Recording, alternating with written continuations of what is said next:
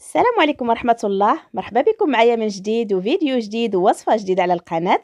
وصفتنا لليوم إن شاء الله غنحضر معكم بريوش شهدة بدون زبدة بدون بيض، كيجي رائع جدا، محمر مذهب كما قلت لكم، بدون بيض لا في العجين ولا في الدهن.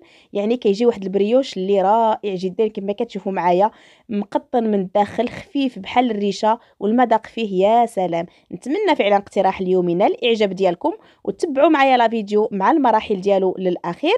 ونبداو على بركه الله في المكونات مع طريقه التحضير. على بركه الله.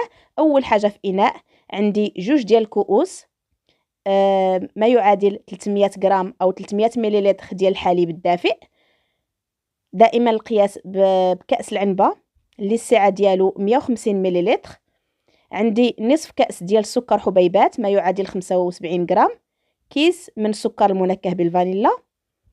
وعندي ملعقه كبيره ممتلئه ديال الخميره ديال الخبز، خميره حبيبات ولا المعجونه اللي كانت متواجده عندكم، ما يعادل 10 غرام.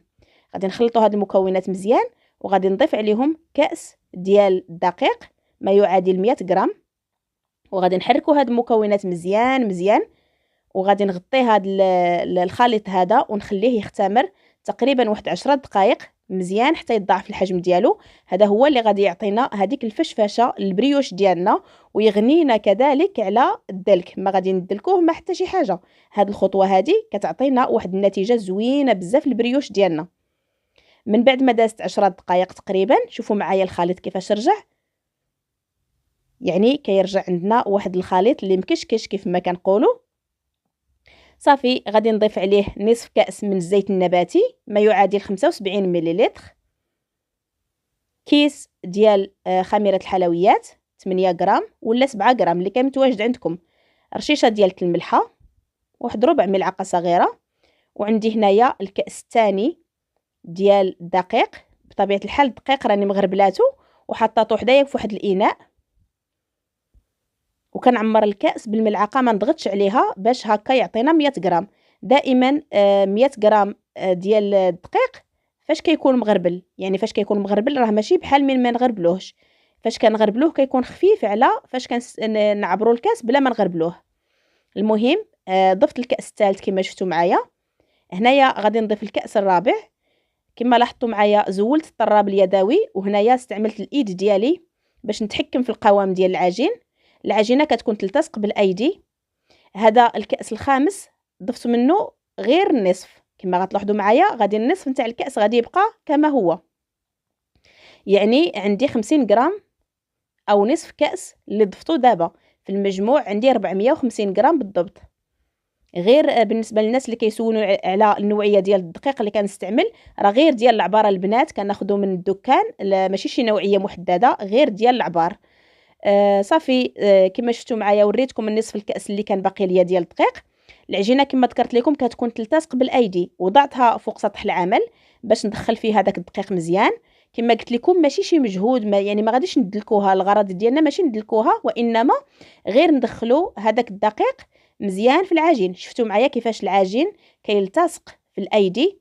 ضروري فاش تكون العجينه بحال هكذا وتكونوا تخدموها، زولوا هذاك الفائض ديال العجين اللي في اليد ديالكم باش تعاونكم انكم تجمعوها. اما الا كانت يدكم عامره بالعجين كما كتلاحظوا معايا دابا صعيبه، كما كتشوفوها كتلتصق لي بزاف في الايدي، غادي نزول هذاك الفائض ديال العجين اللي في اليد ديالي ونرجع نجمعها بهذه الطريقه. كما كتشوفوا معايا كنهز العجينه ونخبطها هكذا بهذه الطريقه، منها كتجمع لي داك الفائض كله اللي فوق سطح العمل.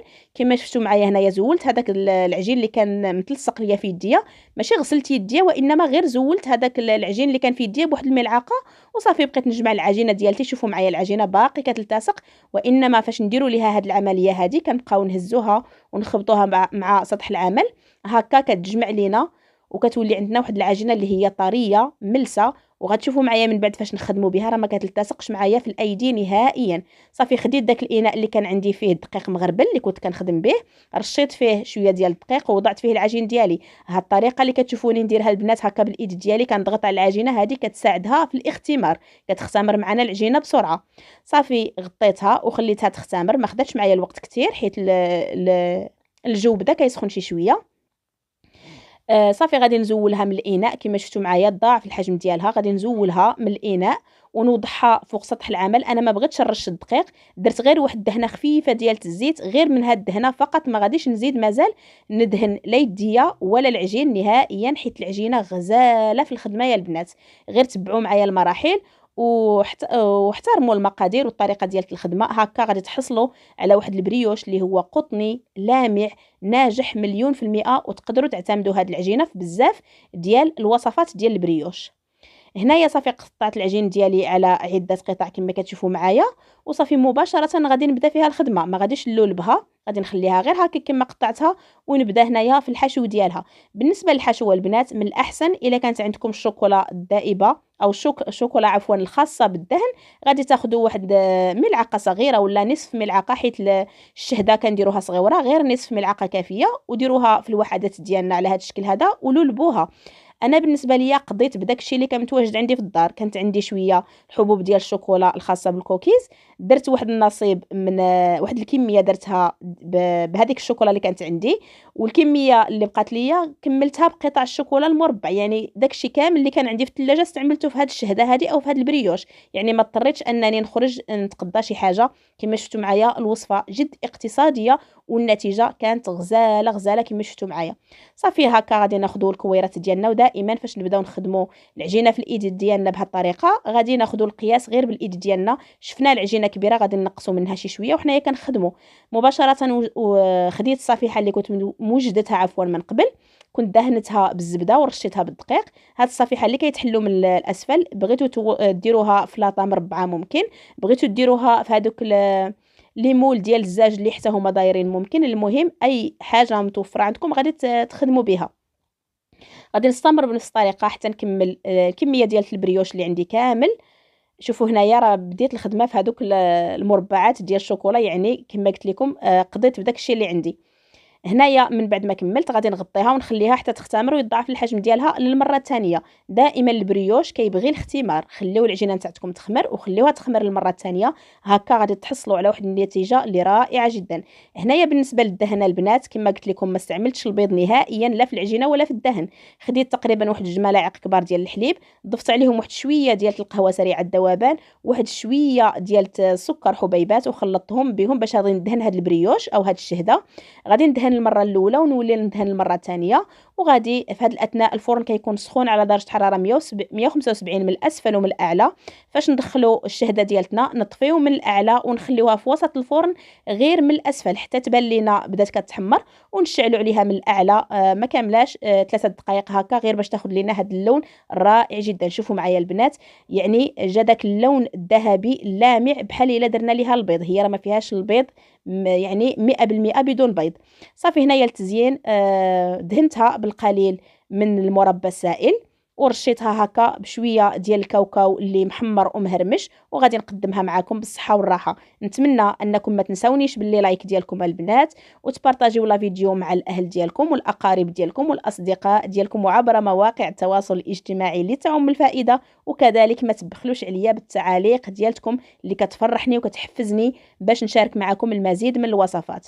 شوفوا معايا البنات الارتفاع ديال الشهده ديالتنا كيفاش كيجي. شوفوا معايا هنا راه قدمتها معكم وهي باقا سخونه، يعني ما خليتهاش تبرد، مازال فاش كتبرد كتجي مفشفشه اكثر. يعني هنايا وهي سخونه ما تعجنت ما حتى شي حاجه، وانا كنضغط عليها كما شفتوا معايا.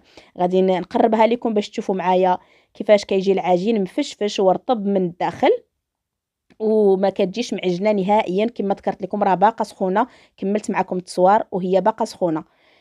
نتمنى الاقتراح ديال اليوم ينال الاعجاب ديالكم، وما تبخلوش عليا بالبارطاج وبلي لايك كما قلت لكم. وكنشكركم جزيل الشكر على الوفاء ديالكم والتعاليق ديالكم والتشجيعات ديالكم كذلك. حتى لهنا كنضرب لكم موعد جديد مع فيديو مقبل، والسلام عليكم ورحمه الله تعالى وبركاته. السلام عليكم.